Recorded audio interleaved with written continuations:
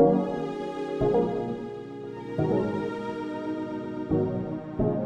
guys. We are back, Marty and I, on That Spiritual Podcast. We are so excited to be here today. We've got another big topic. Yeah, we're talking about grief today, not actually causing it for once. Yeah. We're behaving ourselves.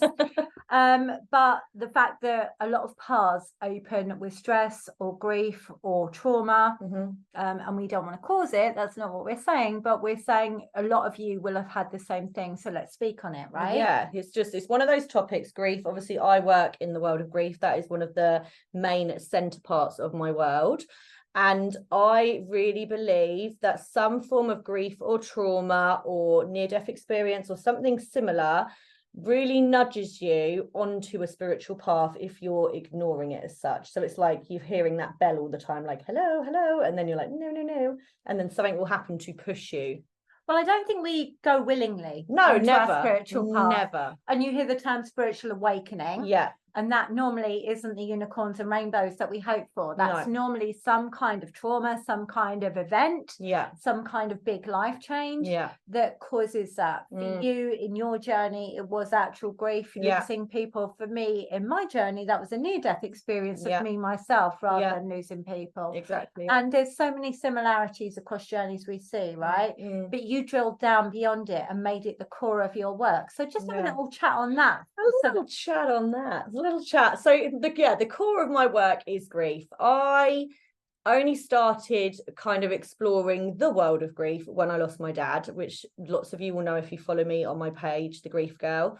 And it really, for me, was evident when I lost my dad how funny people are about talking about grief, how there's so many narratives, how there's a timeline, and how you're almost squished, similar to how we do female empowerment. You're squished to be a certain way, not even as a woman, but in your grief. And that for me was a huge issue because there's a timeline on it, isn't there? Huge timeline. And there's not a timeline. Exactly. There isn't a limit on grief. I believe deeply that you will feel your grief for the rest of your life. You loved that person when they were here.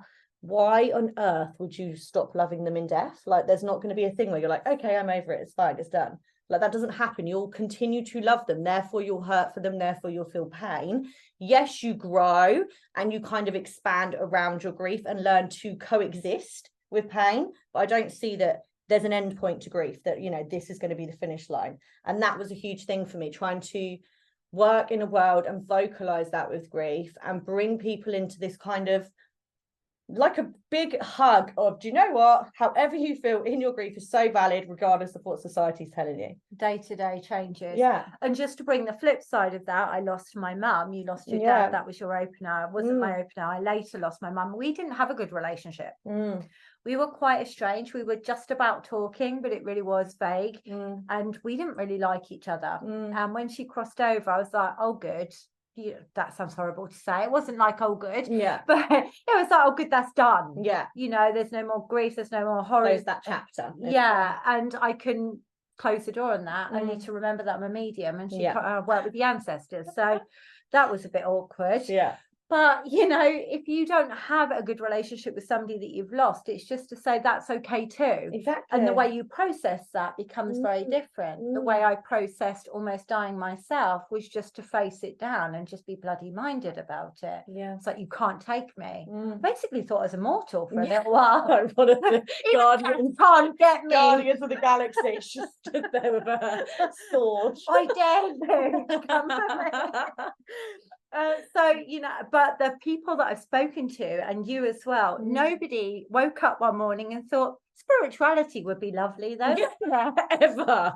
If anything, I blocked it out for years. I thought that sounds terrible. It scares me. I don't want to see spirit. I don't want to do any of that work. I thought I was a bit mental, and I think we've spoken on this in a couple of podcasts, but just to reiterate, I was like, perhaps the men in white coats are coming, but if they are, at least I won't have to decide what to cook for dinner every night. Somebody will cook for me. So I'm prepared to go with it. Had to trustful. And none of it was easy and none of it was fluid. No. For you, it almost felt like you had somebody in spirit who was a bit of a gatekeeper for you. Well, it was like a huge thing. It was like a huge split. So I had on the human side this devastating reality that I was now living in, with grief, with everything kind of crumbling as I knew it, my family structure completely changing, my children changing, like so many things changed after I lost my dad. But then spiritually, as a medium, I had my dad still there in spirit, and that brings a whole nother complexity to it, where I'm grieving him so intensely in life, like human, but in spirit, he's so strong and so with me and ready to work and ready to be like, let's smash this, Phoebe, let's do this. Let's like bring all this work through. And that is where my grief stuff came about, because I would talk to my dad, I would channel my dad, and my dad was quite a, what do I say, lively, bold, vibrant character. And he really wants and still wants now the world to know that, like, this is who I am, this is your life, go and live and explore it, like enjoy it, embrace it. Like that was my dad's personality. So as soon as he was in spirit, it's almost like he was like, well, she'll speak for me. Yeah, just like, turn off 3 feet now. Come on then. So, and that's what I did. And some of you guys might find similar vibes. So not the same. It will obviously take on a flavour of you and how you are and your personality and your people's personalities.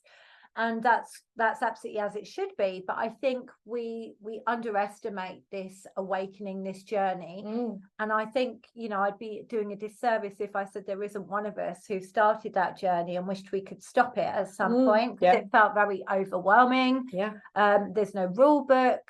Finding the information and finding people who are on a like-minded journey to you, who aren't full of shit, for lack of a better technical term, because there's so many wishy-washy spirituals out there, you know, cashing in on people. And I think it's really important that, you know, for you guys who are listening to this podcast, if this is something that speaks to you, then perhaps follow Phoebes and her grief work.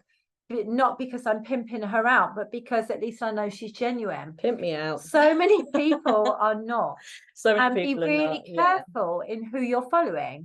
If ignoring Phoebe for a minute, if you're following somebody but they don't feel authentic, just back up and go and find somebody who feels right. I shared something the other day, like the energy is everything. If the vibe feels off, it's off. It's off, and you have to resonate with what they're saying. If it doesn't land, you can't force yourself to be in someone's world that you're not meant to be in, right? And I believe that deeply. The work that I do is speaking so openly and rawly about grief. That might not be for everybody. Some people might find that overwhelming. Some people might not want to be that exposed in their grief journey, right? Because you're a Scorpio. It's because I'm a Scorpio. It's the way I'm wired that way, guys. But that feels to me like a soul purpose, like to stand and speak so black and white about like the ins and outs and the realities and the narratives around grief that's so truthful to me, and that's what I want to do. So if like Marty said, you find yourself in someone's world or work, or you're reading their stuff and you're like, it's not really resonating, then they're just not your type of person. You're not meant to match. That's so fine. But there always will be people. You will find people along your journey.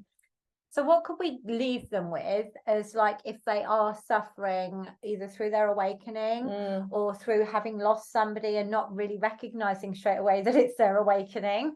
What could we leave them with as a piece of work that they could do, or something that they could do to look after themselves? To look after myself at the beginning, a lot of the time I spent writing. I think that when we write, we can sit in stillness. We can feel our thoughts, we can feel our feelings, we remove ourselves from this human world and everything around it, and we can really tap into what it is that's moving for us. And that to me is like an alchemy, right? So it's like processing how I feel and expressing it onto paper. I'm not having to go to a therapy session. I'm not having to, you know, explain it to the whole world. I'm simply sitting with a piece of paper and sharing how I feel. And therapy is fine, by the way, guys, if you're chosen to do that.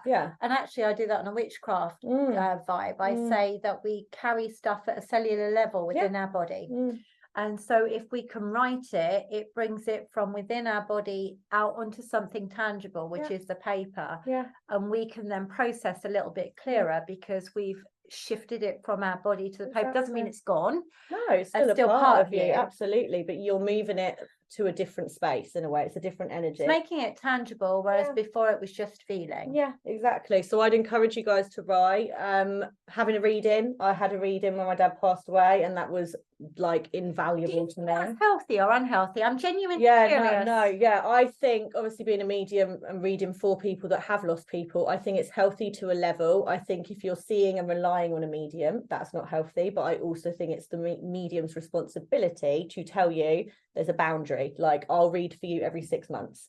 I'm not going to read for you every month. You know, it's not about, as lovely as it is to bring loved ones through, you can't live in spirit world. You're still here to be human.